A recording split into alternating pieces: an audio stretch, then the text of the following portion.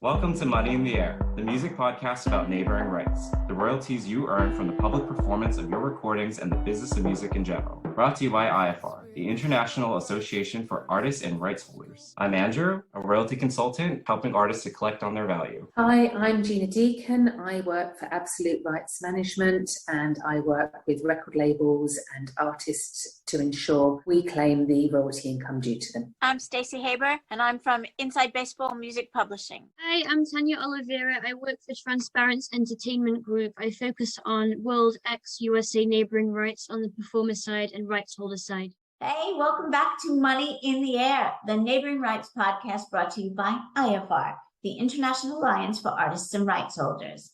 And the gang is back together again. We have Tanya and Andrew and Gina and me.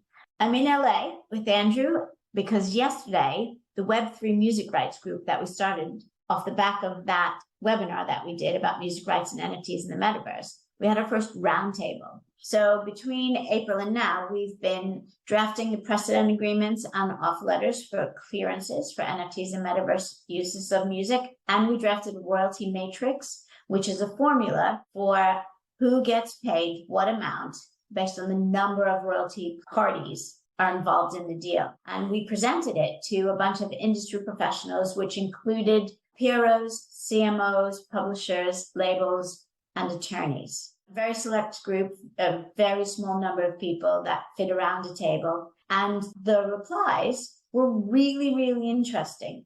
So one of the questions that was raised was, is music use in an NFT really a mechanical reproduction?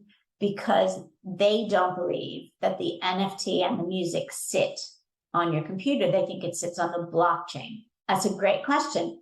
I think it doesn't matter in the same way that it doesn't matter if when you download an MP3, it sits in your hard drive on your phone or your computer, or it sits, the accessibility is what sits there. Either way, a mechanical is due. There is a mechanical reproduction somewhere, somehow. So, but we're going to go away and think about that. There's already precedent that streaming services are remitting a mechanical royalty that's standard because of the reproduction element of it. It doesn't matter if it's being owned or sitting on your individual own server, we're still accessing it and reproducing it. So yes, I think that a mechanical royalty should be due. Yeah, I agree with Andrew. Yeah, streaming has been paying mechanicals for a few years, and in the neighbouring rights world, you get neighbouring rights income from streaming in a couple of countries, Spain and Hungary. And I know that they're making progress in Belgium, like positive progress. So it's a matter of time before most of the EU and hopefully the rest of the world will be like, hey, yeah, let's pay money on streaming. So why not, the Metaverse? So are they discussing possibly exercising all three of the rights? So synchronization, mechanical, and performance. So performance paid by the NFT platform, mechanical royalty on the individual basis that it's being reproduced, and then also the sync because it's being integrated with another media. There are so many more rights involved, but the answer is yes. All rights under publishing and records are available. So an NFT might not necessarily have public performance. And this is another question we're going to get to. An NFT should always have sync if there's artwork. Sync and mechanical royalty. You're always using the master, so there should be a record royalty for the record company. You're always using the composition, so there should be a royalty for the publisher. Mm-hmm. If it's in the metaverse and you build the whole story of what you're doing in the metaverse around a song or a catalog of songs, then a grand right. And if you put up lyrics, then it's lyric reprint. If you put up sheet music, then it's folio. So yeah, you have to consider all rights available for recordings and compositions, and then pick out the ones that are used in this particular instance, and then whatever the weight was. So the way that we did calculated the formula was everybody gets 1 times whatever the fee is. So 1 times X, except for sometimes someone will get 2X because they have 2 pieces of the pie. So you'll have a name and likeness right for the recording artist if their image and their name are being used. But sometimes that's signed exclusively to the label. So in that instance, the label would get 2X. The same if you use the name and likeness of the songwriter and those image rights were assigned to the publisher, then the publisher would get the 2X. And the other thing we've done is we've put the NFT or the Metaverse platform in as a royalty participant. So we protect their profit and their bottom line so they can stay in business. What about like other considerations, like the duration or like the presence of certain aspects and rights of the copyrights being exercised in the NFT? So if like the name and likeness is featured like a mainstay of it all, or maybe it's more of the composition and very little of the actual original master recording. So like different distributions of the rights that are drawing. We want it as a consortium, and there's a good number of us. We want it to be equal because it doesn't matter that it's more name and likeness. Without the music, the name is irrelevant. Nobody cares. They care about it because of the music. Mm-hmm. So we're protecting music rights in that instance. But what will change is the X. So if you have someone who is very prominent, the X will be higher. If you have a song that is very prominent, more famous than the artist, the X is still higher for everybody.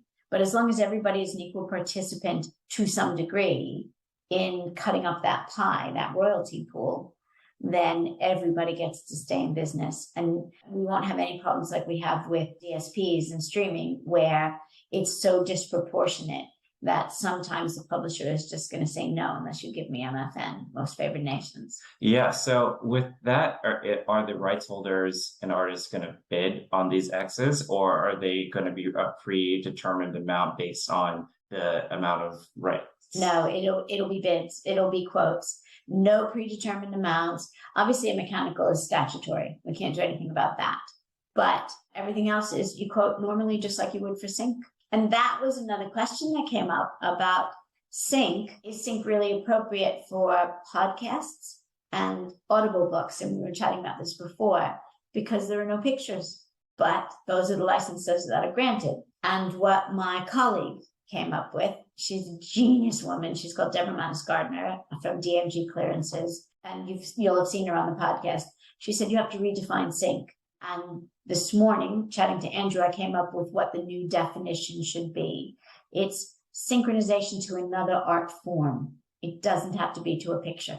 What do you think? Yeah, I think that's perfect, and it hits the nail on the head, because it takes a while for laws to catch up to what's actually happening, in reality, especially with streaming. It took long enough for people to catch up with streaming and implementing rates and regulations. So yeah, that's right, because podcasts they've exploded in popularity. I mean, the leading ones get millions of listeners on Spotify every week, and they all have music. So yeah. Mm. It blows my mind to a certain extent. I've got so much to learn personally on NFTs, and I'm going to book in for a session with you, Stacey, to learn. So we've done the LA roundtable, and the plan is to do a London roundtable in November, the beginning of November. It's a lot of organizing to start with and a lot of sponsorship that needs getting. But if we can do it in London, it's important to me because the rest of the world needs to have the same conversation. It can't just be US centric, especially because they don't recognize neighboring rights as easily as we do. And then I don't want to argue about the non-interactive nature of NFTs. I just want the whole world to be on the same page for this, regardless of legislation. And if we can get any corporate sponsorship from bigger companies, thank you. I'll put a package together, don't you worry.